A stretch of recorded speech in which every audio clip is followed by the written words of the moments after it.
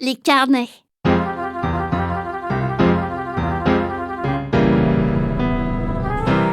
Cet après-midi, à l'école, on n'a pas rigolé parce que le directeur est venu en classe nous distribuer les carnets. Il n'avait pas l'air content, le directeur, quand il est entré avec nos carnets sous le bras. « Je suis dans l'enseignement depuis des années, » il a dit, le directeur. « Et je n'ai jamais vu une classe aussi dissipée. Les observations portées sur vos carnets par votre maîtresse en font foi. Je vais commencer à distribuer les carnets. » Et Clotaire s'est mis à pleurer. Clotaire, c'est le dernier de la classe. Et tous les mois, dans son carnet, la maîtresse écrit des tas de choses. Et le papa et la maman de Clotaire ne sont pas contents et le privent de dessert et de télévision. Ils sont tellement habitués, m'a raconté Clotaire, qu'une fois par mois, sa maman ne fait pas de dessert et son papa va voir la télévision chez des voisins. Sur mon carnet à moi, il y avait « Élève turbulent, souvent distrait, pourrait faire mieux ». Eudes avait « Élève dissipé, se bat avec ses camarades, pourrait faire mieux ». Pour Rufus, c'était « Persiste à jouer en classe avec un sifflet à roulette, maintes fois confisqué, pourrait faire mieux ». Le seul qui ne pouvait pas faire mieux, c'était Agnan. Agnan, c'est le premier de la classe et le chouchou de la maîtresse. Le directeur nous a lu le carnet d'Agnan. Élève appliqué, intelligent, arrivera. Le directeur nous a dit qu'on devait suivre l'exemple d'Agnan, que nous étions des petits vauriens, que nous finirions au bagne et que ça ferait sûrement beaucoup de peine à nos papas et à nos mamans qui devaient avoir d'autres projets pour nous. Et puis il est parti. Nous, on était bien embêtés parce que les carnets, nos papas doivent les signer. Et ça, ce n'est pas toujours très rigolo. Alors, quand la cloche a sonné la fin de la classe, au lieu de courir tous à la porte, de nous bousculer, de nous pousser, de nous jeter nos cartables à la tête comme nous le faisons d'habitude, nous sommes sortis doucement, sans rien dire. Même la maîtresse avait l'air triste. Nous, on ne lui en veut pas, la maîtresse. Il faut dire que ce mois-ci, on a un peu fait les guignols. Et puis Geoffroy n'aurait pas dû renverser son encrier par terre sur Joachim qui était tombé en faisant des tas de grimaces parce qu'Eudes lui avait donné un coup de poing sur le nez alors que c'était Rufus qui lui avait tiré les cheveux à Eudes. Dans la rue, nous marchions pas vite, entraînant les pieds. Devant la pâtisserie, on a attendu Alceste qui était entré acheter 6 petits pains au chocolat qu'il a commencé à manger tout de suite. « Il faut que je fasse des provisions, » il nous a dit Alceste, « parce que ce soir, pour le dessert... Et puis, il a poussé un gros soupir tout en mâchant. Il faut dire que sur le carnet d'Alceste, il y avait « Si cet élève mettait autant d'énergie au travail qu'à se nourrir, il serait le premier de la classe, car il pourrait faire mieux. » Celui qui avait l'air le moins embêté, c'était Eudes. « Moi, il a dit, je n'ai pas peur. Mon papa, il ne dit rien. Je le regarde droit dans les yeux.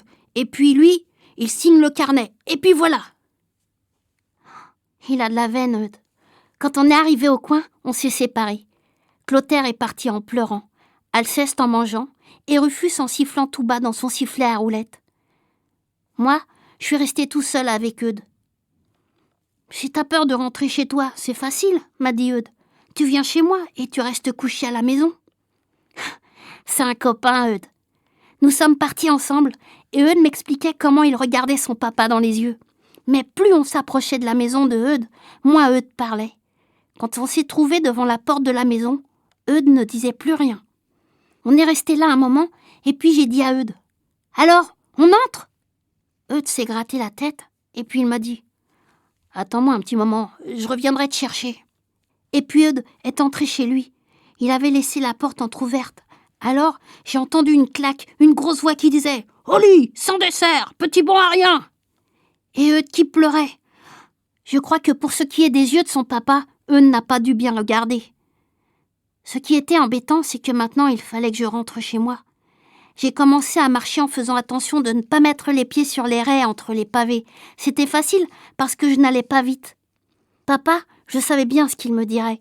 Il me dirait que lui était toujours le premier de sa classe et que son papa à lui était très fier de mon papa à moi et qu'il ramenait de l'école des tas de tableaux d'honneur et de croix et qu'il aimerait me les montrer mais qu'il les a perdus dans le déménagement quand il s'est marié.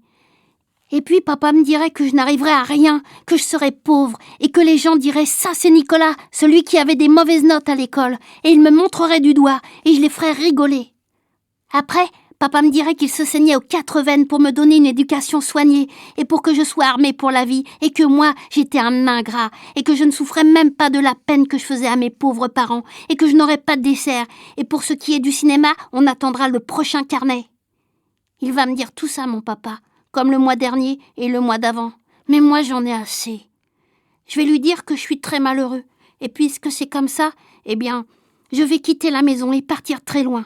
Et on me regrettera beaucoup, et je ne reviendrai que dans des tas d'années, et j'aurai beaucoup d'argent, et papa aura honte de m'avoir dit que je n'arriverai à rien, et les gens n'oseront pas me montrer du doigt pour rigoler, et avec mon argent, j'emmènerai papa et maman au cinéma, et tout le monde dira « Regardez, c'est Nicolas qui a des tas d'argent, et le cinéma, c'est lui qui le paye à son papa et à sa maman, même s'ils n'ont pas été très gentils avec lui. » Et au cinéma, j'emmènerai aussi la maîtresse, et le directeur de l'école. Et je me suis trouvée devant chez moi.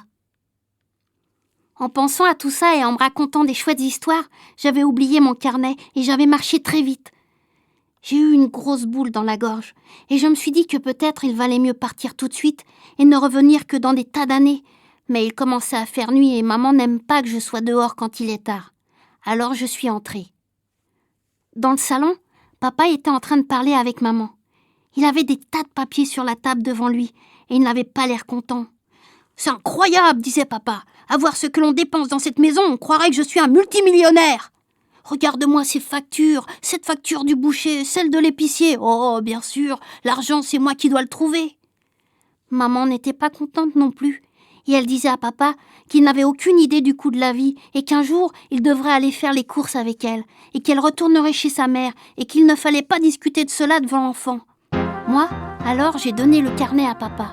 Papa, il a ouvert le carnet, il a signé et me l'a rendu en disant « L'enfant n'a rien à voir là-dedans. Tout ce que je demande, c'est que l'on m'explique pourquoi le gigot coûte ce prix-là. »« Monte jouer dans ta chambre, Nicolas, » m'a dit maman. « C'est ça, » a dit papa. Je suis montée dans ma chambre, je me suis couchée sur le lit et je me suis mis à pleurer.